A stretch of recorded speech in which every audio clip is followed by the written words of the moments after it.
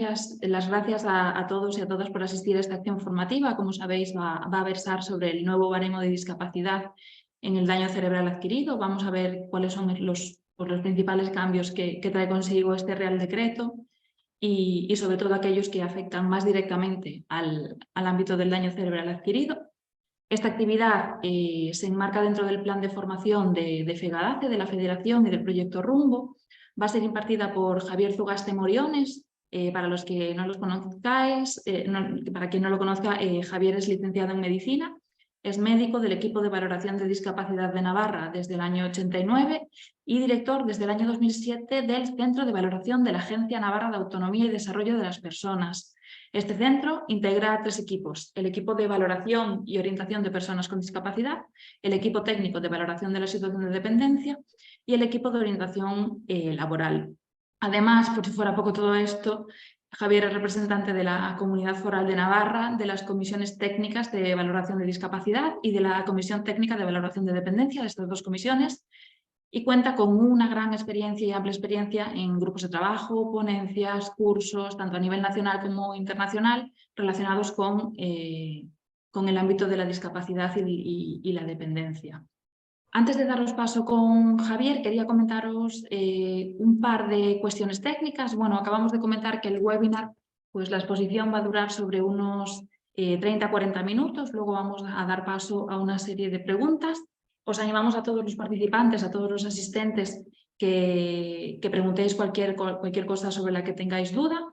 Para poder preguntar, para preguntar lo podéis hacer usando el chat del webinar. Lo tenéis debajo de todo hay una pestañita que pone chat, clicáis y podéis enviarnos cualquier tipo de pregunta, y a medida que Javier vaya exponiendo, a medida que avance el webinar, pues las iremos recopilando todas y al final pues Javier las responderá. Y nada, también os recomiendo que ancléis a Javier en la pantalla. Va a ser el que va a estar hablando todo el tiempo. Para anclarlo podéis pasar el ratón por su cámara y en los 3 puntitos de la derecha le dais a anclaje. Y en principio, por mi parte estaría todo. Sin mucha más dilación, os dejo con Javier. Javier, cuando quieras. Muy bien. Buenas tardes a Galicia. He estado varias veces allá dando cursos en Galicia para los equipos de discapacidad y dependencia de forma presencial, aprovechando para conocer Galicia, y que es una comunidad preciosa, y para comer también en Galicia. Y ahora, con los tiempos que corren, pues bueno, pues hacemos en online, que es más cómodo para todos, pero me pierdo la interacción directa con las personas y me pierdo pues el aprovechar para conocer vuestra tierra. Pero bueno, empezamos con la presentación. Yo lo que más trabajo desde siempre, desde que empecé en el 88, en valoración de discapacidad.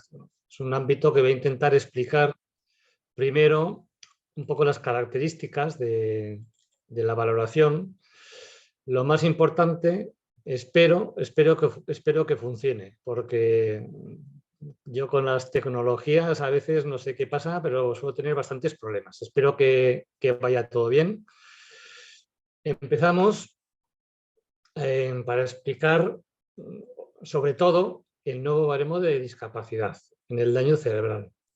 Para ello, lo primero, pues a mí me gusta definir y explicar los términos. Baremos. ¿Qué es? Baremo, al fin y al cabo, es una fórmula matemática. Una fórmula matemática que sirve para asignar un porcentaje o una puntuación a una situación. ¿Qué situación? Claro, si vemos lo que es la discapacidad, ¿qué tiene que ver una persona que tiene un problema en una pierna, que tiene problemas de movilidad, con una persona que tiene un problema de audición, que tiene problemas de comunicación, una persona que tiene problemas visuales, una persona que tiene problemas emocionales, una persona que tiene una discapacidad intelectual? Claro. ¿Qué es lo que une a todo eso? Que con un baremo todos ellos pueden tener la misma puntuación. Por ejemplo, una sordera tiene un 40% de discapacidad. una amputación de una pierna es un 40% de discapacidad. ¿Qué tiene que ver una cosa con otra? Pues que en los baremos sale la misma puntuación, porque va unido a la valoración. ¿Qué es la valoración? Valorar es darle valor a algo. ¿Qué valor le damos a una sordera? ¿Qué porcentaje le damos? Pues unos dirán un 40% que es mucho, otros que es poco, unos pensarán que es demasiado. Una amputación de una pierna, unos dirán, hombre, el 40% es mucho, otros dirán es poco, y ahí está el tema principal de los baremos. ¿Qué valor le damos a una situación, a una deficiencia? Esto normalmente, ¿cómo se alcanza? Se alcanza por consenso internacional. Si preguntamos a una persona con sordera si le parece mucho o poco, el 40% dirá, a mí me parece poco, porque yo desde que me levanto a la mañana no oigo el despertador, no puedo oír la radio, no puedo hablar con mi mujer, no puedo salir, no puedo ir al cine, y yo creo que es poco.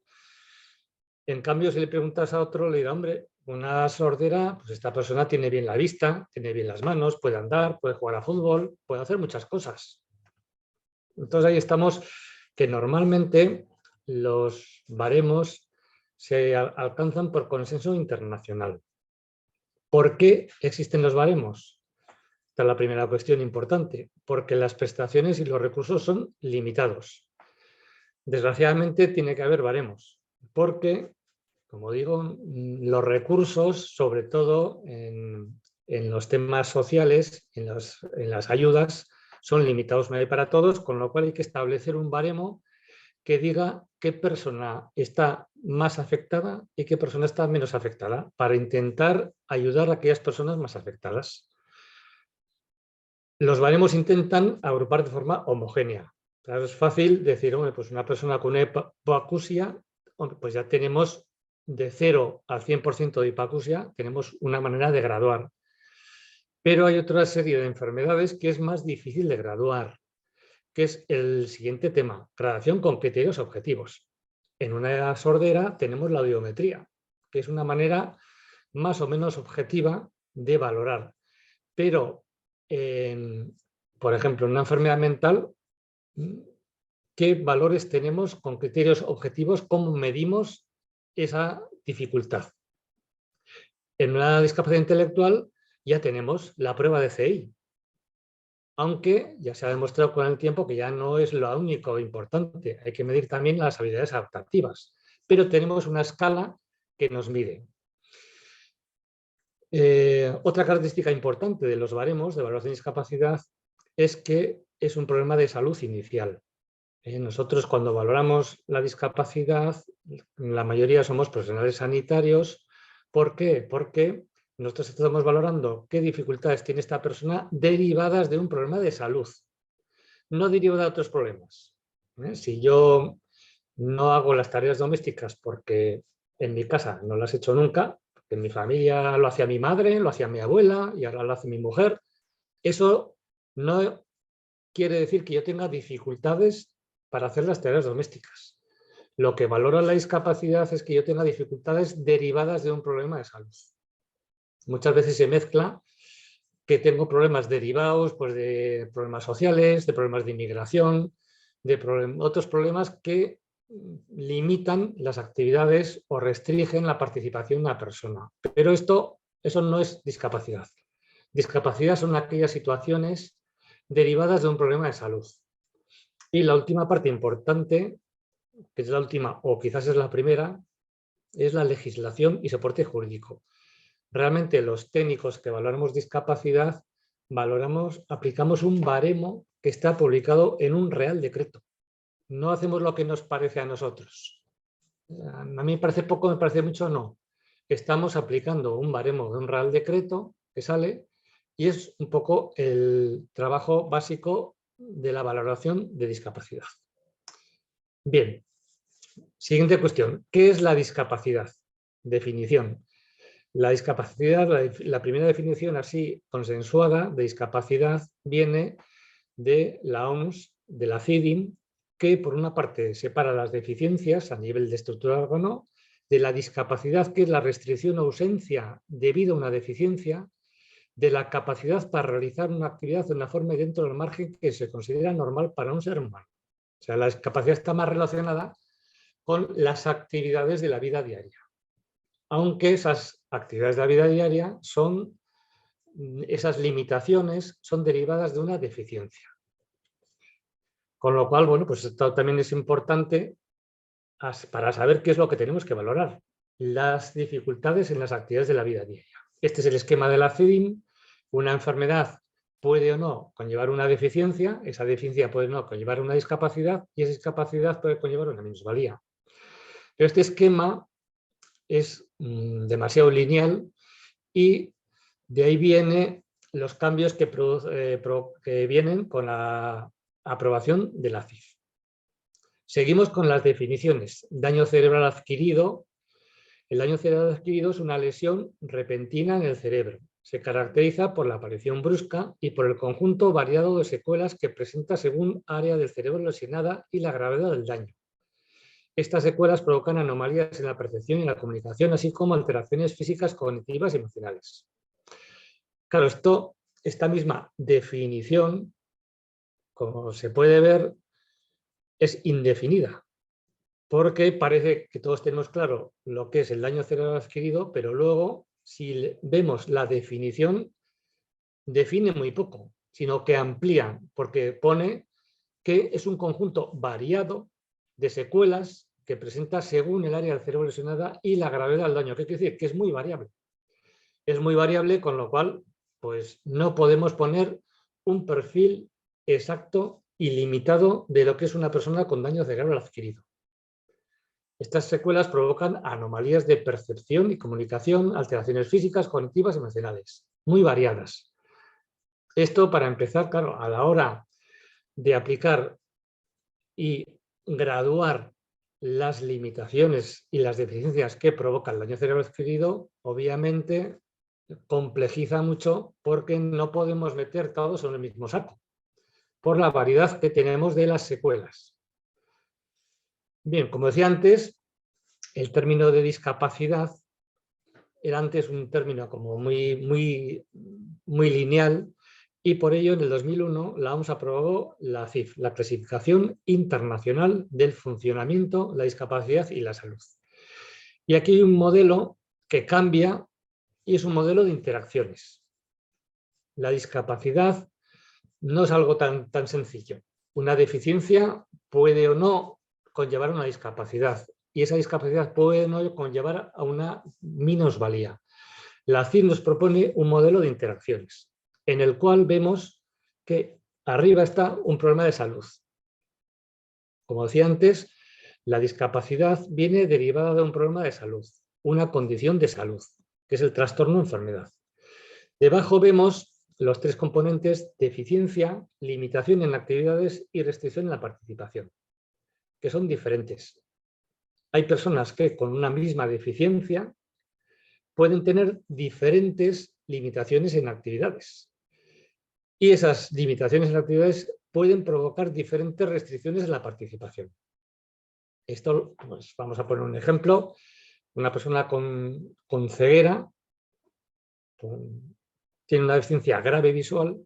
La limitación de actividades las va a tener porque con su ceguera tiene limitación para varias actividades de la vida diaria, pero las restricciones en la participación puede que sea una persona que se quede en casa, que no salga de casa, porque dice, hoy no quiero salir de casa porque me tropiezo, porque no sé qué, tengo que salir siempre acompañado de alguien, o puede que esas restricciones en la participación, voy a poner como ejemplo a mi paisano Serafín Zubiri, que con su ceguera, restricciones en la participación prácticamente no tiene ninguna. Ninguna. Se ha subido a la Aconcagua andando, que yo no sé si sería capaz, ha hecho cosas de las que yo no sería capaz, participa en la sociedad. Entonces, ¿cómo se explica la discapacidad según un modelo de la CIF? Está en la parte de abajo, en los factores contextuales, los factores ambientales y los factores personales, que actúan en unos casos como facilitadores y en otros como barreras. Y esto hace que una misma persona con deficiencia, vamos a poner Serafín Zubiri, con los factores contextuales que es los apoyos de la ONCE, los apoyos del sistema actual, los apoyos que ha tenido, ha conseguido que las restricciones en la participación sean las menos posibles. Y eso es un poco el objetivo, ¿no? Que las personas con deficiencias tengan las menores limitaciones en actividades y las menores restricciones a la participación. Y todo ello está condicionado por los factores contextuales y, evidentemente, los factores personales.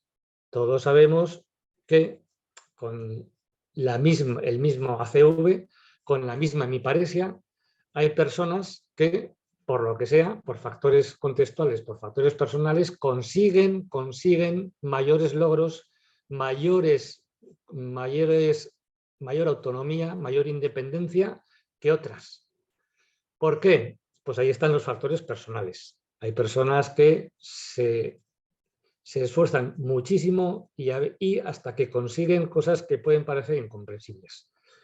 Y eso es un poco la discapacidad. Yo creo que vosotros, la mayoría de los que estáis en este curso, que trabajéis con personas con discapacidad, en este caso con daño cerebral, esto lo estáis viendo todos los días. El mismo ACV, la misma deficiencia, según en qué persona, puede producir mayores limitaciones en la actividad y puede producir mayores o menores restricciones a la participación. Y eso es un poco lo que trata de transmitir la CIF. ¿Cómo se puede conseguir? Disminuir las restricciones en la participación a través de eliminar barreras o de promover facilitadores, que son los factores contextuales. Y este es el esquema de la CIF. Por ello, vamos a hacer un pequeño repaso de lo que es los baremos, que es un poco el tema central de mi ponencia. La discapacidad ahora, en aplicación de la CIF, engloba ya no solo las limitaciones en la actividad, sino las deficiencias, las limitaciones en la actividad y las restricciones en la participación. Los tres componentes es lo que nos dice la CIF que podemos llamar ahora discapacidad. ¿Qué es lo que pasa? ¿Por qué han salido los baremos en España? En España los baremos vienen a raíz de la LISMI. Como decía antes, los baremos nacen de las prestaciones que son limitadas.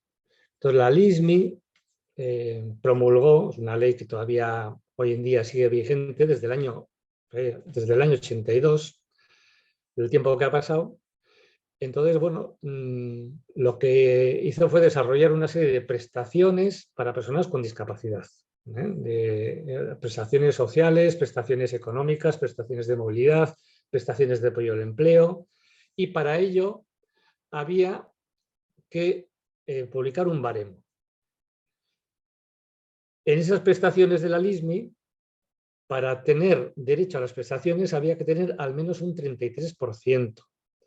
En otras prestaciones, por ejemplo, para la jubilación anticipada, se pide un 45%.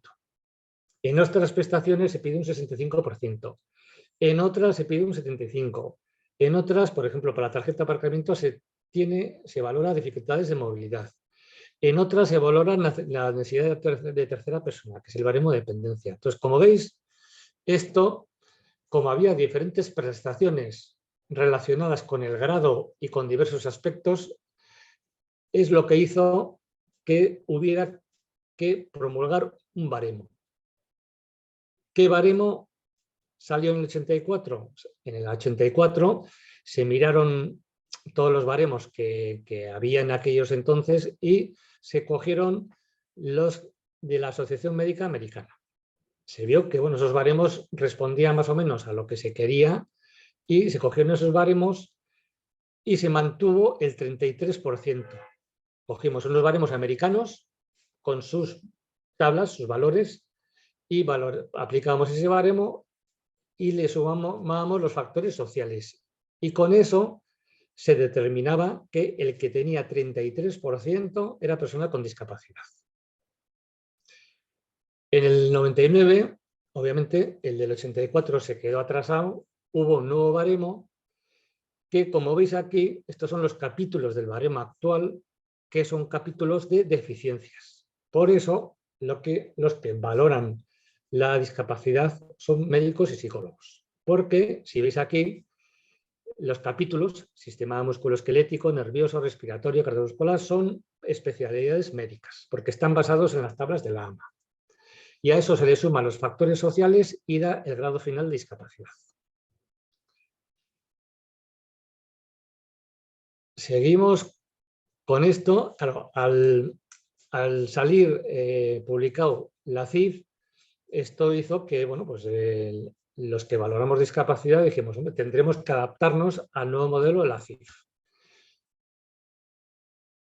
Junto a ello, el modelo de la CIF fue el modelo que se aceptó por las personas con discapacidad. En la Convención de los Derechos con Discapacidad, las definiciones que hacen discapacidad aceptan el modelo biopsicosocial de la CIF. Con lo cual, con todo esto, ¿qué es lo que te obliga? Tenemos que tener un nuevo baremo. ¿Por qué y para qué? Primero, estamos valorando la discapacidad con un baremo de deficiencias y nos hace falta un baremo de actividades de la vida diaria. Tenemos que incluir la conceptualización de la CIF. Tenemos que actualizar los baremos porque se han quedado muchas de las pruebas que había en el baremo actual, muchos de los criterios han quedado antiguos. Y por cuarto, como principales, tenemos que tener una aplicación informática. Hoy día, en el mundo de la información, tiene que estar todo informatizado. Para manejo de datos, para traspaso de datos, para estudios, para los gestores, para los políticos, y hace falta una aplicación informática. Y estos son los 4 principales motivos por los cuales hay que hacer un baremo. Para ello, se crearon grupos de trabajo desde el año 2009, con diversos grupos de trabajo en los que participaron médicos, psicólogos y trabajadores sociales de todas las comunidades autónomas y desarrollaron varios baremos. El de normas generales, el de deficiencias, el de limitaciones de actividad, restricciones de participación y factores contextuales. Se hizo una propuesta final. Esta propuesta final se hizo un pilotaje, se hizo un estudio de validación del Carlos III, se recogieron aportaciones de todos los colectivos, de las asociaciones, del CERMI, Autismo, COCENFE, FIAPAS, ONCE, Plena Ilusión, Salud Mental, y el 20 de octubre de 2002 se publicó en el BOE el Real Decreto 88 de 18 de octubre, por el cual se establece el procedimiento, que es el que voy a hablar. Este baremo se publicó el 18 de octubre y lo que dice que entrará en vigor a los 6 meses. ¿Qué quiere decir? El 20 de abril va a entrar en vigor este nuevo baremo. ¿Cómo es este nuevo baremo? Como hemos dicho, aquí tenemos la CIF y es un baremo que sigue la conceptualización de la CIF. Tenemos por una parte las deficiencias, la limitación de actividades, las restricciones a la participación y los factores contextuales. Por ello, así como ahora tenemos 2 baremos, el de deficiencias y el de factores sociales, ahora tenemos 4. El baremo 1, el baremo de evaluación de las deficiencias global de la persona, que está basado en las tablas de la AMA sexta edición. Se han revisado todos los capítulos por los médicos, cada médico ha revisado su capítulo, los psicólogos han revisado su capítulo y lo que se ha hecho es actualizar todas las tablas y los baremos de deficiencias. En teoría ha mejorado muchísimo, porque hemos pasado del actual baremo que tiene 80 páginas a otro que tiene 309 páginas. Se ha triplicado, casi cuadruplicado el número de páginas. Parece que es más complejo, pero tiene que ser más complejo, porque la discapacidad es más compleja y para valorar de forma adecuada, pues tenemos que tener un baremo más adecuado. Luego tenemos el baremo 2, que es un baremo de limitaciones en la actividad. Capacidad para realizar actividades. Tenemos ya un baremo que es lo que nos dice, era un fallo que teníamos antes porque no teníamos un baremo de limitación en actividades. Ahora tenemos un baremo de limitación en actividades. Y dentro de este baremo está el baremo de limitación en autocuidado y el baremo de movilidad, que es el que sustituye al actual baremo de utilización de transportes públicos colectivos. Luego tenemos un baremo 3, que que es el baremo de restricciones en la participación, que es el desempeño, que es un baremo, que es un cuestionario que nosotros le pasamos a la persona. O sea, nosotros le preguntamos a la persona o a su familiar o a su asociación o a una persona que él decida, que nos diga dónde tiene los problemas en la vida diaria. Le preguntamos a la persona y ella nos tiene que decir. Nosotros escuchamos a la persona, que es el cuestionario de desempeño. Y luego está el baremo 4, que es el que, entre comillas, sustituye al baremo de los factores sociales complementarios, que ya no es una recogida de información de los factores sociales. Ahora lo que se trata es de recoger las barreras en el contexto, en el entorno. Ya no es valorar una situación social. Yo estoy separado, tengo 3 hijos, no trabajo. Esto es una situación social. No. En este baremo, los profesionales de los EVOs tienen que valorar dónde la persona tiene las barreras. Esto es un cambio importante. Estas 2 cosas son las que más cambian el baremo. El baremo de evaluación de deficiencias sigue un esquema similar al actual, como he dicho, solo que bastante mejorado. Donde más ha cambiado es el capítulo 1, que se han añadido los trastornos de desarrollo psicológico y trastorno del comportamiento y emociones de inicio en la infancia. No había un baremo de evaluación de los trastornos del desarrollo, los trastornos de espectro autismo, no había. Y ahora tenemos un baremo. El capítulo 2, otros trastornos mentales y el comportamiento, en el cual se incluyen los trastornos mentales orgánicos, como pues el daño cerebral, y los trastornos de las emociones, los trastornos de personalidad, los trastornos de todos los tipos de trastornos. Luego está el sistema nervioso y otra de las características de baremo es que se ha añadido un capítulo del dolor. Ahora, para valorar los síndromes como la fibromialgia, la fatiga crónica, no había un baremo. Ahora tenemos un capítulo específico del dolor.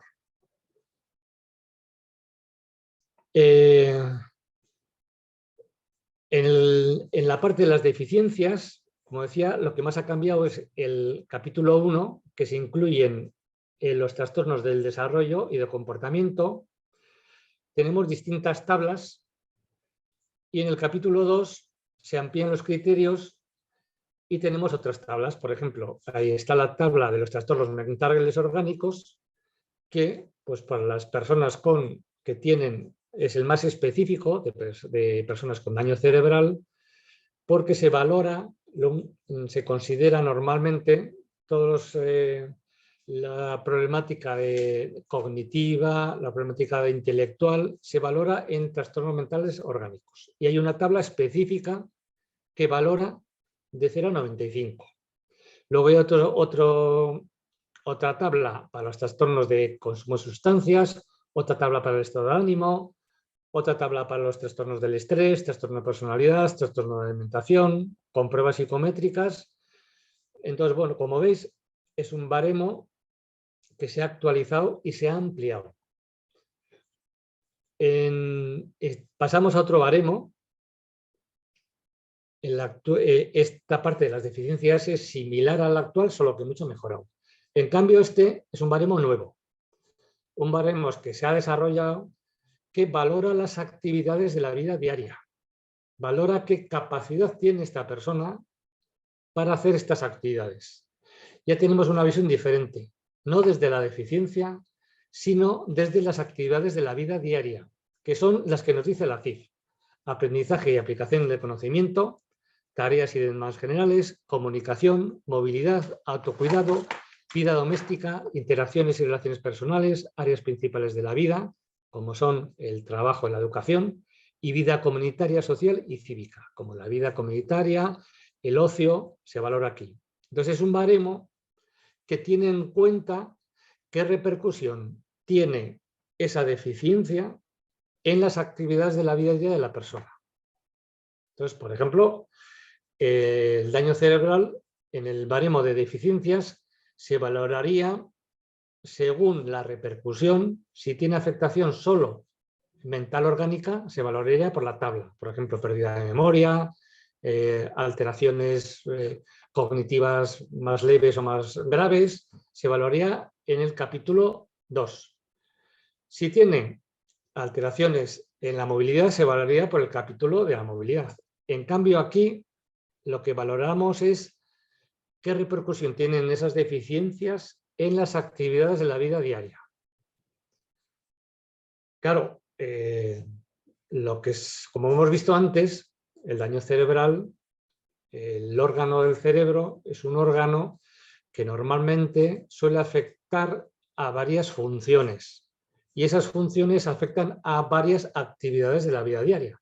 Las personas con daño cerebral de forma habitual afectan tanto al aprendizaje, aplicación del conocimiento, como a las tareas manageriales, como tienen problemas de comunicación, tienen problemas de movilidad, tienen problemas en el autocuidado, problemas en la vida doméstica, en las interacciones, en las áreas principales de la vida y en la vida comunitaria. Entonces, las primeras conclusiones de este baremo es que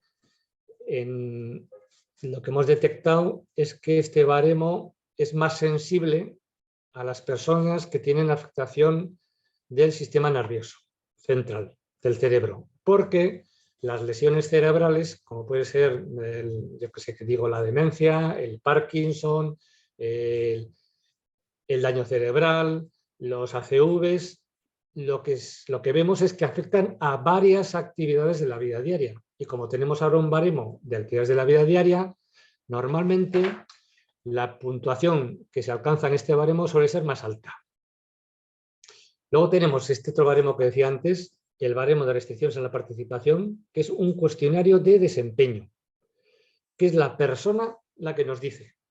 La persona, o en el caso de que la persona no quiera contestar o considere que hay otro que puede contestar un familiar, puede contestar un cuidador o puede contestar desde la misma asociación.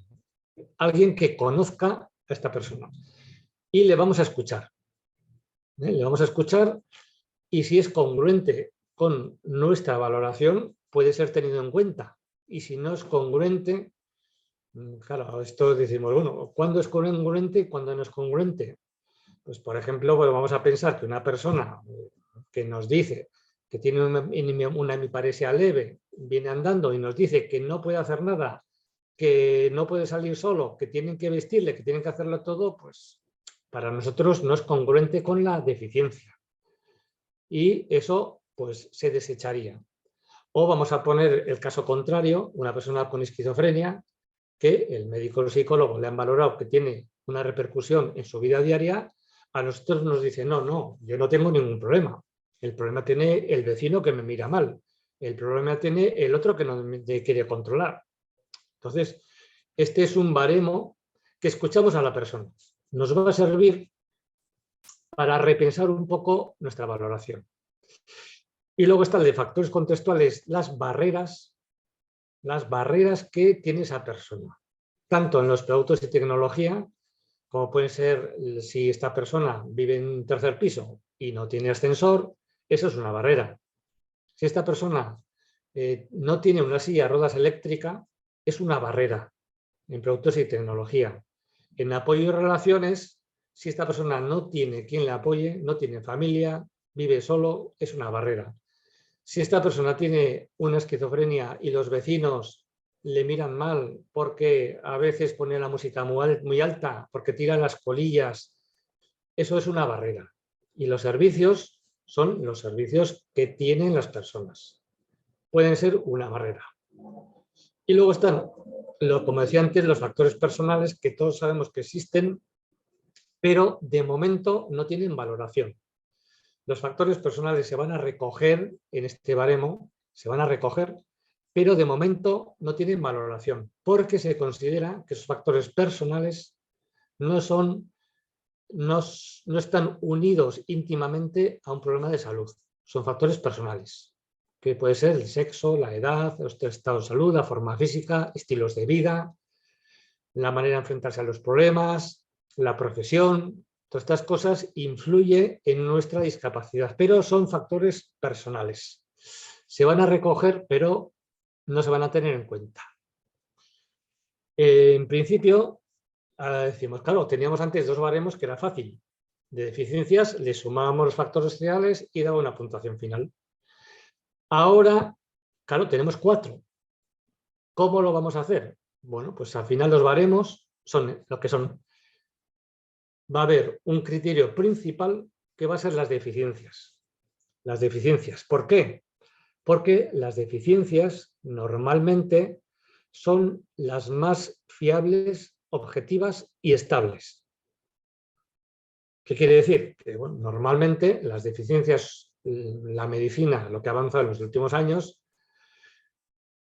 tiene pruebas para demostrar que si una persona, no es que no oigo nada, no, vamos a hacer una audiometría y vamos a ver si usted oye mucho, oye poco, porque la percepción subjetiva de que no oigo nada o que veo poco, por la experiencia que tenemos los profesionales de valoración, es muy subjetiva. Hay personas que dicen que no veo nada y le aplicas el baremo con la agudeza visual de pruebas objetivas y te sale un 20%. Y hay otro que te dice, hombre, ando bastante justo, voy conduciendo y tal, y resulta que te sale un 50, un 60% de discapacidad por la agudeza visual, que es lo medible.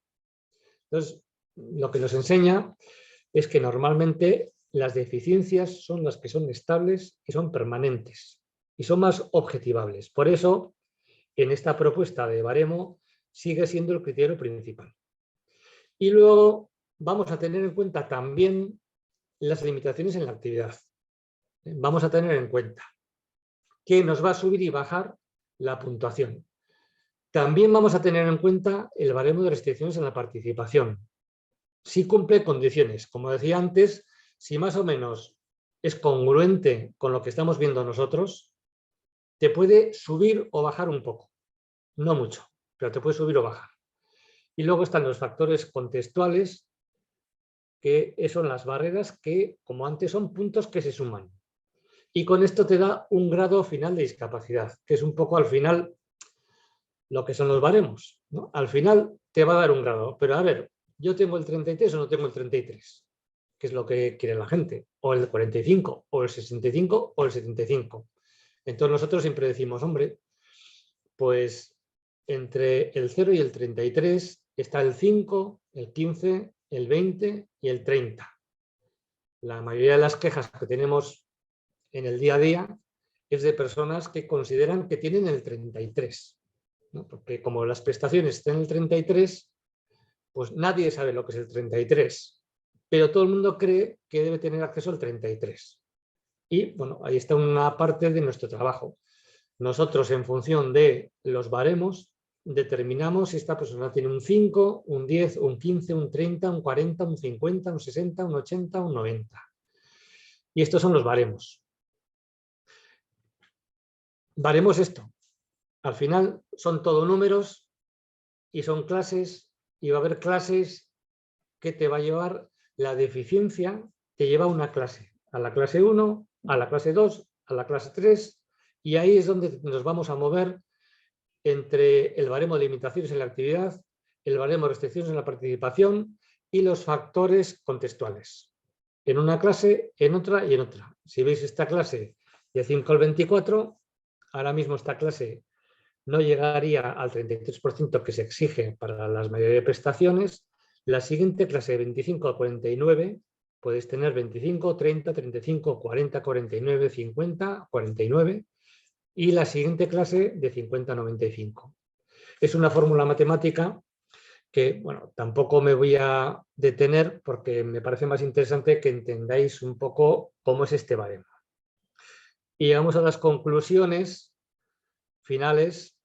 Los aspectos teóricos sobre la conceptualización de discapacidad y la discapacidad intelectual y el daño cerebral es un modelo más actual de comprensión de la discapacidad, el modelo biopsicosocial. Es el de la CIF, el que está aceptado internacionalmente por la Convención de las Personas con Discapacidad. Sobre la actualización de los baremos de deficiencias, ampliación, mejora de los criterios de aplicación del baremo, y ha dicho que han pasado de 80 páginas a 300 páginas. Mejora mucho. No sé si será exagerado o no se exagerado. El nuevo baremo de limitaciones en la actividad amplía la información recogida y mejora los criterios de aplicación del baremo actual. Tenemos otro punto de vista, no solo desde la deficiencia de las funciones, sino desde las limitaciones en actividades. En algunos casos sale más puntuación en las actividades y en algunos casos sale menos, pero tenemos otra visión diferente. Ya nos hace repensar que, bueno, pues, un baremo u otro, pues tenemos que pensar cuál es más adecuado. El baremo de restricciones a la participación nos parece importante porque recoge la opinión de la persona. Preguntamos a la persona y recogemos esa opinión. En principio la vamos a tener en cuenta, salvo que sea muy exagerado la interpretación de la persona sobre su discapacidad. El nuevo baremo de factores contextuales y ambientales valora las barreras.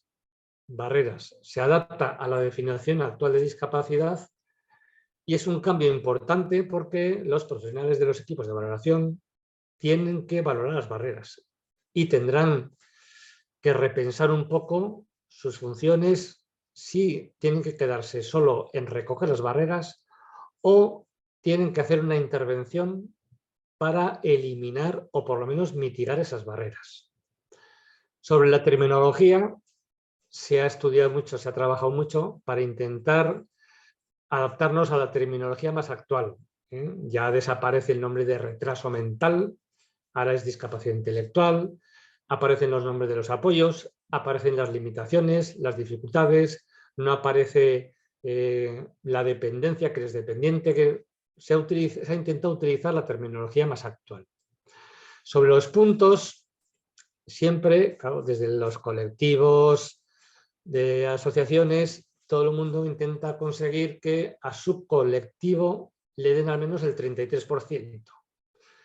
Pero, bueno, pues como decimos nosotros tenemos un baremo que va de 0 a 100 y hay personas que tienen un 5, otras un 15, otras un 30, otras un 40 y otras un 50. No todo es un 33%. Hay entre el 0 y el 33 está el 5, el 10, el 15. Y nuestra función es valorar qué grado tiene en función de las deficiencias o las limitaciones en la actividad. Sobre las prestaciones, de momento no va a influir, pero como tenemos más información de la persona, va a posibilitar que a la hora de manejo de información, de traspaso de información o de prestaciones, tenemos más información. Y esa información va a ser más amplia y puede ser más adecuada. Sobre el baremo de factores contextuales, abre otras posibilidades.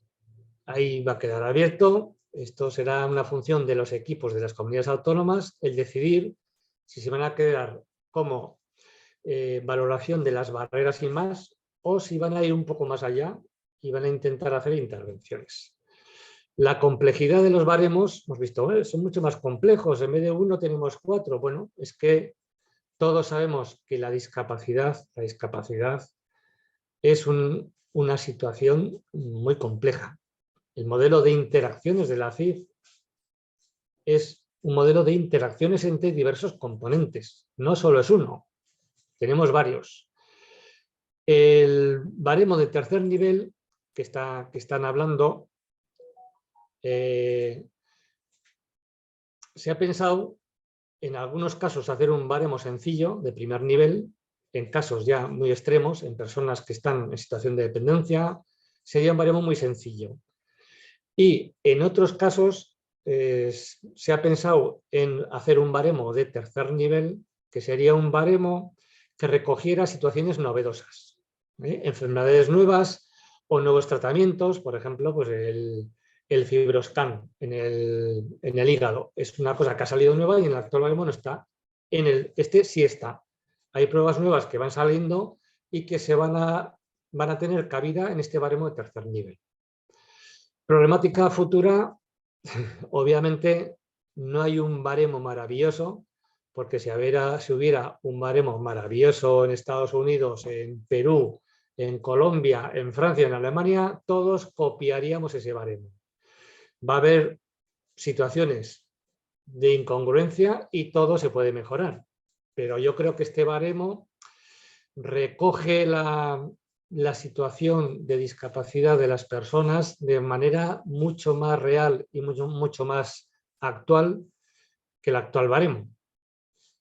Y esta es un poco la presentación mía. Espero que hayáis entendido el baremo y ahora pues bueno, pues vamos a contestar a las preguntas.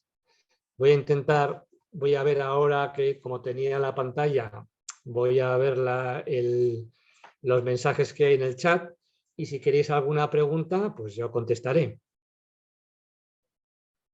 Genial, Javier. Las hemos ido recopilando las preguntas para que sea así un poco más fácil. Muchísimas gracias por tu intervención. Creo que ha sido muy clara. Creo que para el poco tiempo que ha habido has contado muchísimas cosas muy interesantes y que nos pueden ser muy útiles en nuestro día a día como profesionales en el ámbito del daño cerebral adquirido.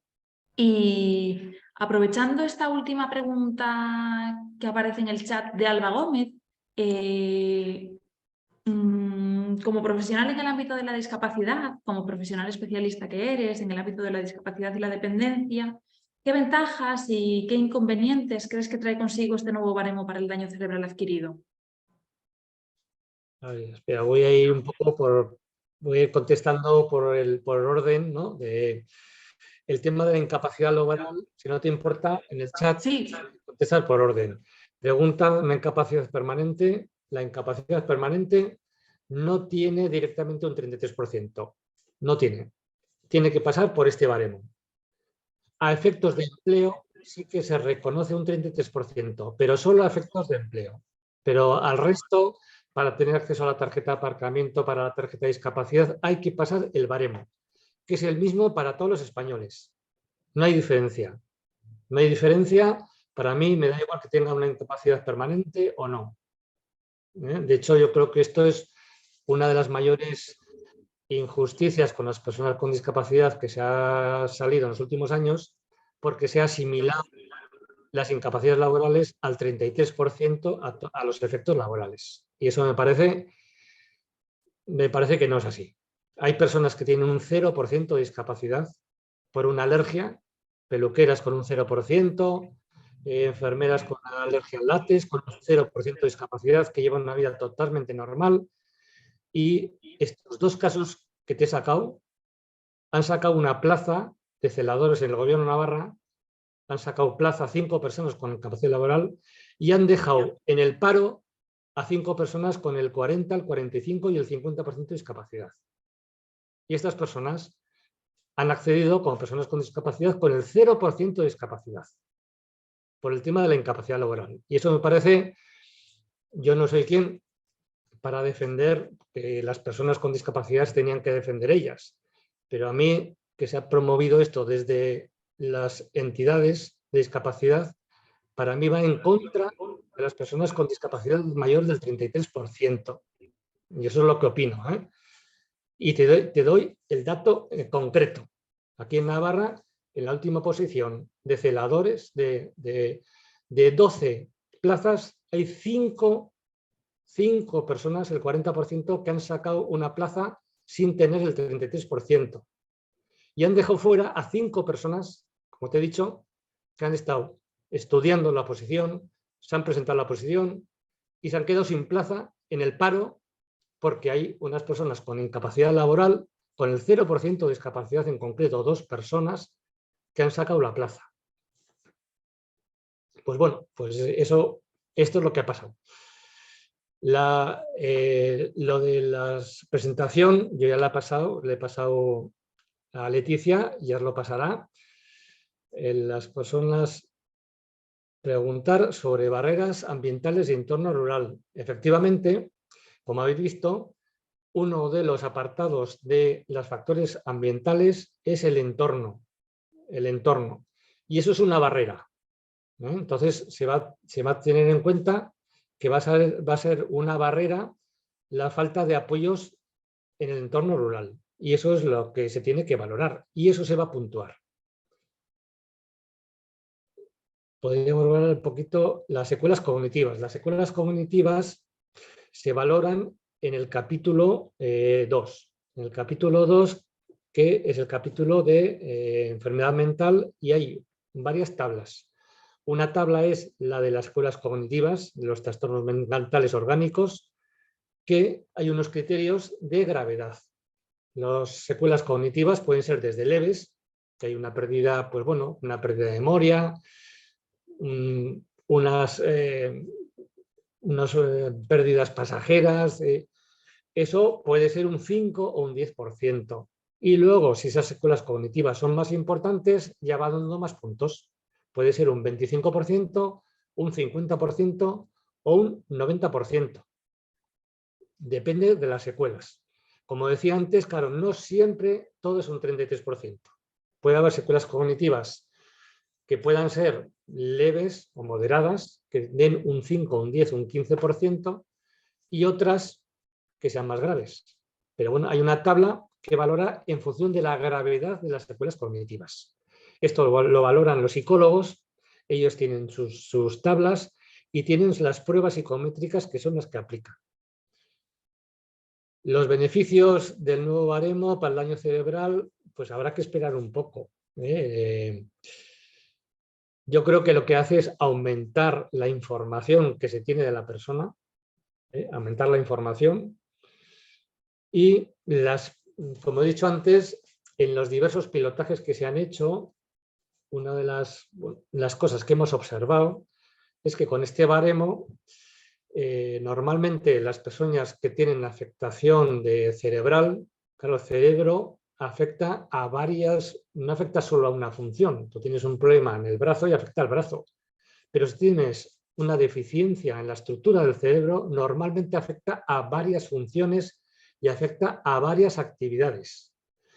Como afecta a varias actividades, en el baremo de limitaciones en la actividad normalmente suele dar más puntos que el baremo de eficiencias. Pero, como todo, cada persona es diferente. No hay dos personas con daño cerebral iguales. Y eso, los que trabajáis en la asociación, lo sabéis perfectamente. Sí que hay unas características comunes que se repiten, pero cada persona, según la afectación, según el grado, no es lo mismo una CV si es hemorragia intracerebral que si es una embolia cerebral, no es lo mismo en qué zona D, si es en la zona parietal, si es en la occipital, y eso es lo que valoramos, las secuelas que tiene en esa persona. Y son todas, las secuelas suelen ser diferentes. Una característica del daño cerebral es que las secuelas son muy variables, desde secuelas leves, cognitivas, a secuelas gravísimas. Pero eso es un poco lo que yo creo que el mayor cambio va a ser que vamos a tener más información sobre las personas. Luego, una revalorización, en principio, la persona que tiene reconocida no hace falta que pida una nueva valoración.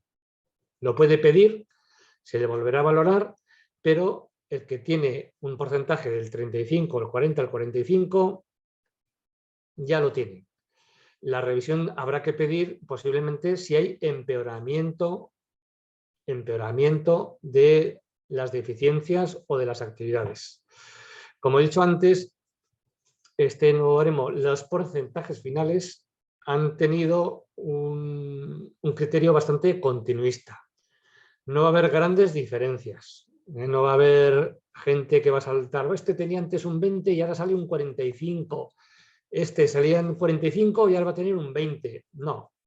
Normalmente en los pilotajes se ha visto que este baremo en general sube algo,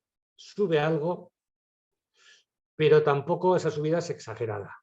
Pero bueno, pues todo el mundo tiene derecho a solicitar la valoración y a que se le aplique el nuevo baremo, pero como digo, este baremo, pues bueno, obviamente tiene que haber un baremo. Y entre el 0 y el 100 está el 0, el 5, el 15, el 20, el 30, el 40, el 50. Y ese es un poco nuestro trabajo, ¿no? Determinar qué grado tiene. Preguntan dentro de los equipos de valoración qué profesionales forman parte. En el baremo actual como es un baremo de deficiencias, estaba establecido que los profesionales son médicos y psicólogos. En el nuevo baremo, como hemos visto, la compañera que pregunta de los terapeutas ocupacionales, hay un baremo de actividades de vida diaria. Entonces, obviamente, ¿qué profesionales son los que mejor conocen y en su plan de estudios estudian las actividades de vida diaria? Los terapeutas ocupacionales. Entonces, de momento, en la mayoría de los equipos siguen formando médicos y psicólogos, en los equipos de valoración de discapacidad. Pero el Real Decreto que ha salido, lo que habla es que dentro de los equipos se amplía los profesionales a profesionales sanitarios, ya no solo médicos y psicólogos, sino sanitarios, que sanitarios incluyen terapeutas, fisioterapeutas y enfermeras y profesionales de la rama social. ¿Cuál es la lógica? Yo no lo sé, lo que se hará en las comunidades autónomas. Yo, desde luego, en Navarra, en principio, el baremo de deficiencias lo deberán pasar médicos y psicólogos, de momento, y el baremo de limitaciones en la actividad lo pueden pasar médicos, psicólogos o terapeutas ocupacionales. Yo en Navarra lo que he propuesto es incrementar el número de profesionales con 2 terapeutas ocupacionales. ¿Por qué? Porque el baremo de actividades de la vida diaria, ¿quién es el profesional que estudia en su plan de estudio las actividades de la vida diaria? Yo soy médico, a mí no me enseñaron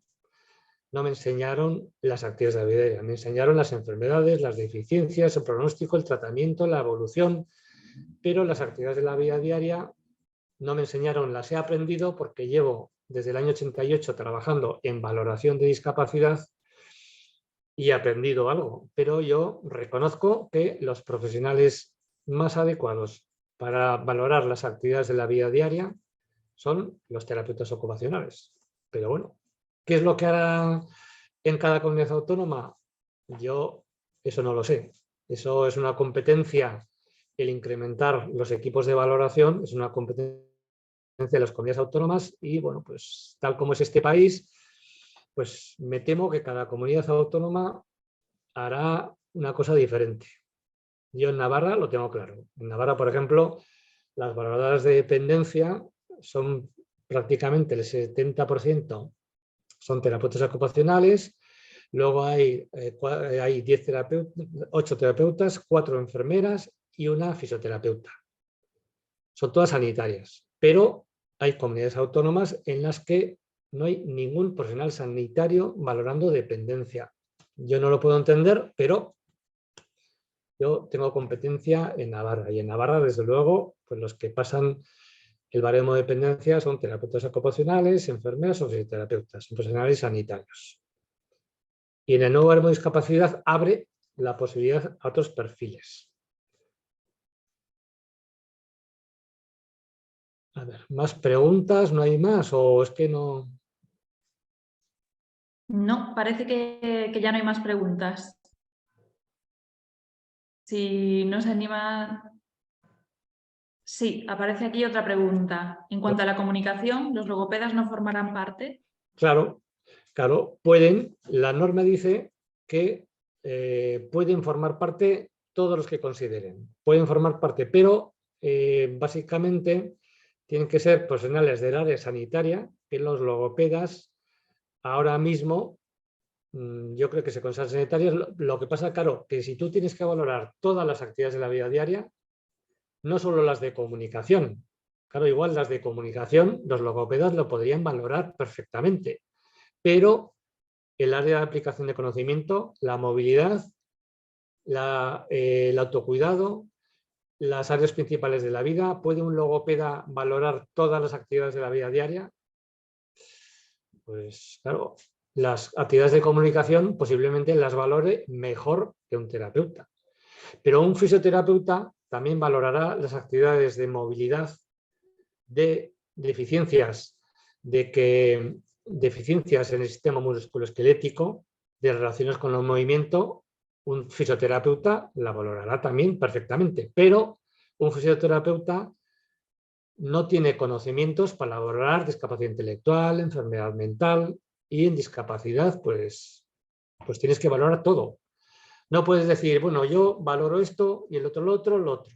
Entonces, yo entiendo que si tienes que valorar todas las actividades de la vida diaria, tiene que ser un profesional que tenga formación sobre todas las actividades de la vida diaria y sobre todas las deficiencias, tanto discapacidad intelectual, como enfermedad mental, como trastornos mentales orgánicos, como actividades de movilidad, actividades de comunicación, actividades de autocuidado, relaciones interpersonales.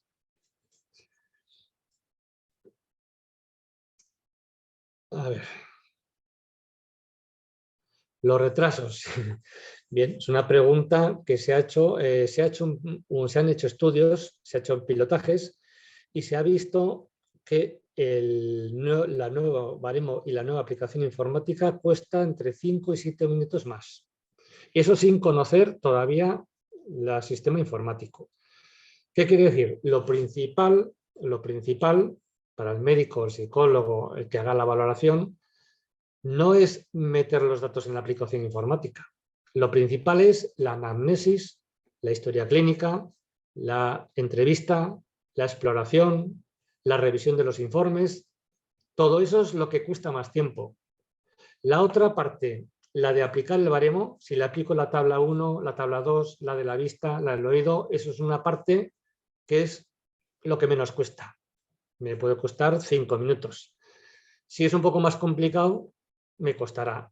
Pero, como he dicho antes, hay la posibilidad de hacer un baremo más sencillo y en algunos casos el baremo va a ser más sencillo y en otros casos va a ser más complicado. Y al final yo creo que en los casos que va a ser más complicado vamos a tardar más. Por ejemplo, en casos de daño cerebral posiblemente tardemos el doble, porque en los casos de daño cerebral adquirido normalmente les tendrá que ver un médico, un psicólogo, posiblemente una terapeuta y una trabajadora social, con una entrevista a fondo.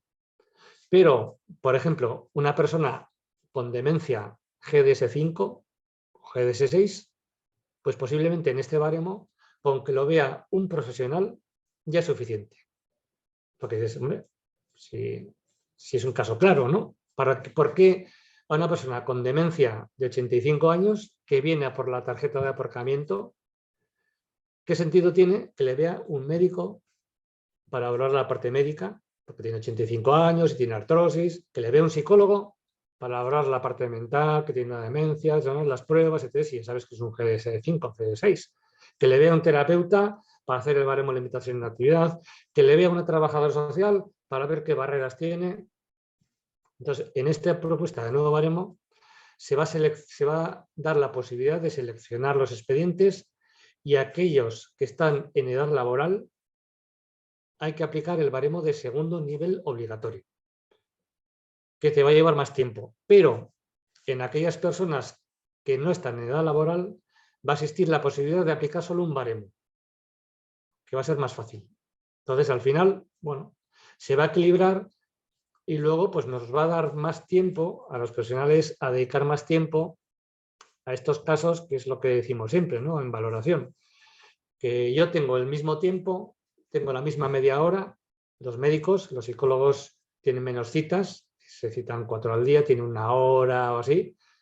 Tengo el mismo tiempo para una persona de 25 años con daño cerebral que para una persona de 87 años con demencia que quiere la tarjeta de aparcamiento.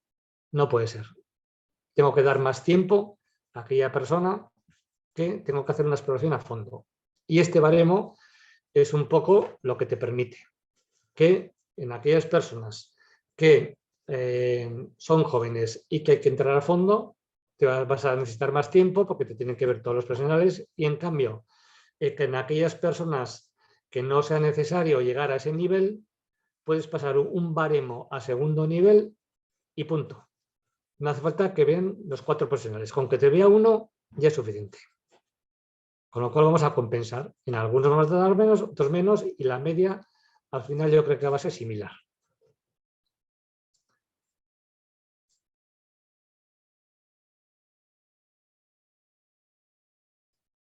Bueno, parece que ya no hay más preguntas, ¿no? No habla en las personas fuera laboral, sí se aplicaría Sí. ya presentadas y aún no resueltas. A ver, la norma dice que a partir del 20 de abril a todas las personas que valoremos hay que aplicarle el nuevo baremo. Con lo cual, pues a todas las personas que han solicitado y no se les ha valorado, a partir del 20 de abril se les va a valorar con el nuevo baremo. Y bueno, pues ya veremos a ver. Yo creo que este nuevo baremo, pues al principio, como todos los baremos, como nos pasó en el año 99, a todos nos costó un poco hacernos al nuevo baremo y este, pues bueno, pues nos costará un año, año y medio o 2 años para cuando empecemos a detectar los fallos, porque va a haber fallos, porque hay cosas que siempre van a salir.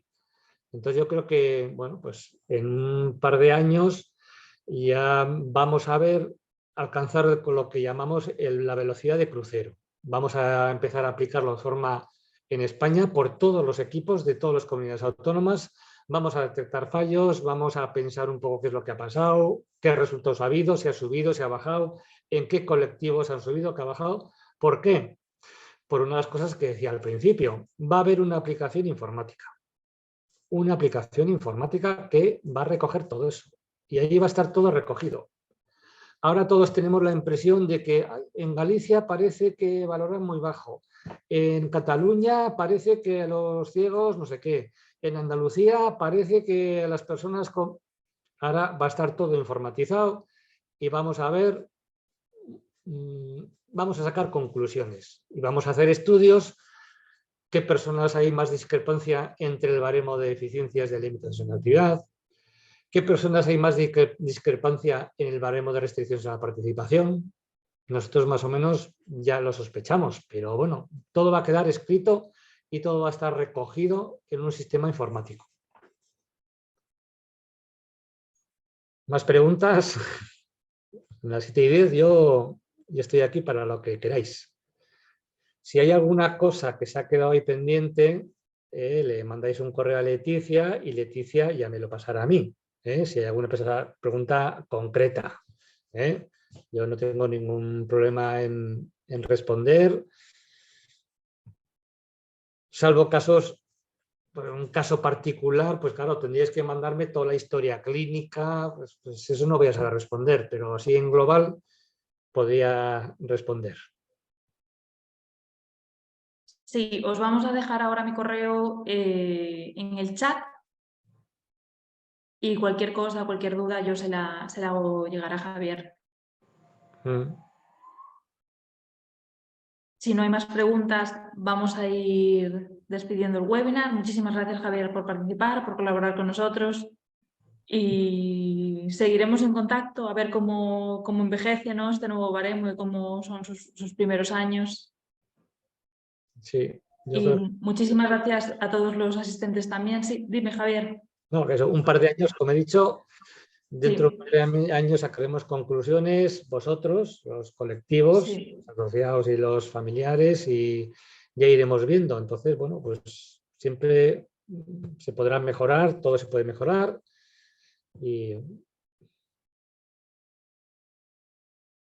Perfecto, pues nada, muchísimas gracias a ti por asistir, a los asistentes también por participar. Ahora, en cuanto cerremos el webinar, ya lo tenéis también por chat, vais a encontraros con una encuesta de satisfacción. Es muy cortita, no os va a llevar nada, 3-4 minutos, para nosotros es muy importante. Y nada, muchísimas gracias por participar.